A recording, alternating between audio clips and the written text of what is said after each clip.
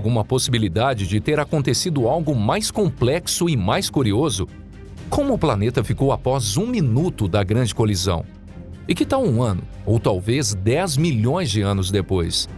Se você não consegue encontrar uma resposta, fique tranquilo. Muito bem-vindos a este canal. Nós vamos lhes contar tudo a partir de agora. Então, vamos lá!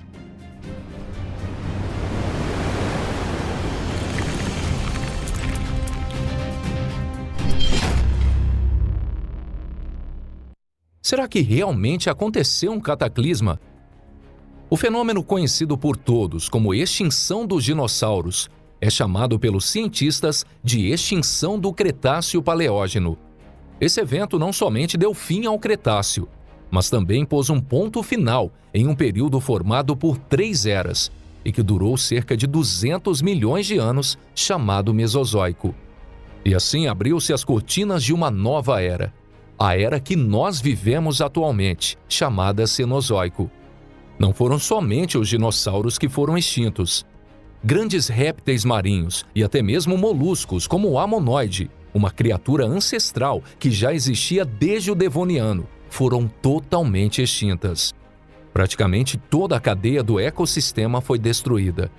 Mas ainda assim, a extinção do Cretáceo-Paleógeno não foi a maior extinção da história.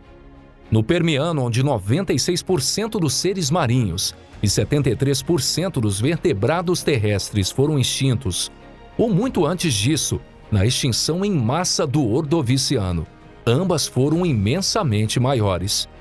E bilhões de anos atrás disso, ainda aconteceu um grande cataclisma, onde a concentração de oxigênio na atmosfera aumentou drasticamente e a composição da biosfera virou de ponta cabeça.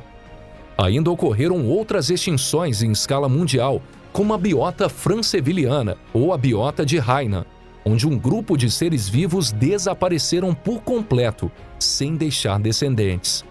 Para entender a escala disso, imaginem que todos os animais e plantas do mundo desaparecessem, e então uma nova vida começasse a nascer, de onde praticamente não existia mais nada. Mas então por que a extinção do Cretáceo-Paleógeno se tornou a mais famosa?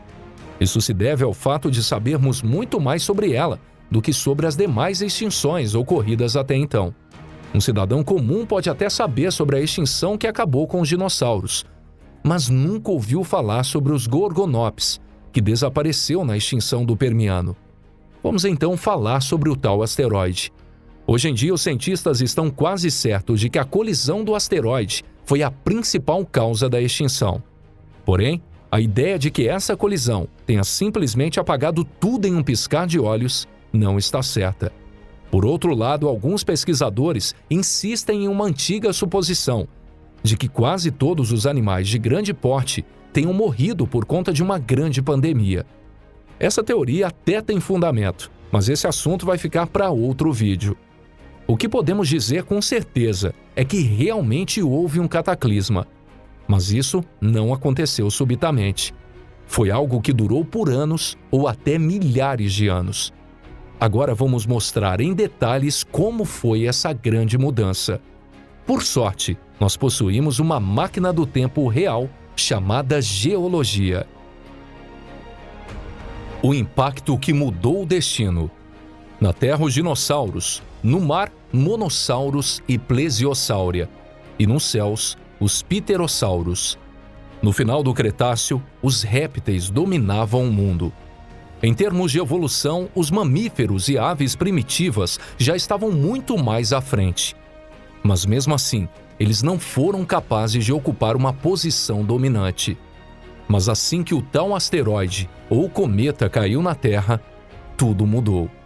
Até hoje, os livros nos dizem que isso ocorreu há 65 milhões de anos atrás. Mas estudos recentes mostram que a grande colisão já havia ocorrido há cerca de 1 milhão de anos atrás. O tamanho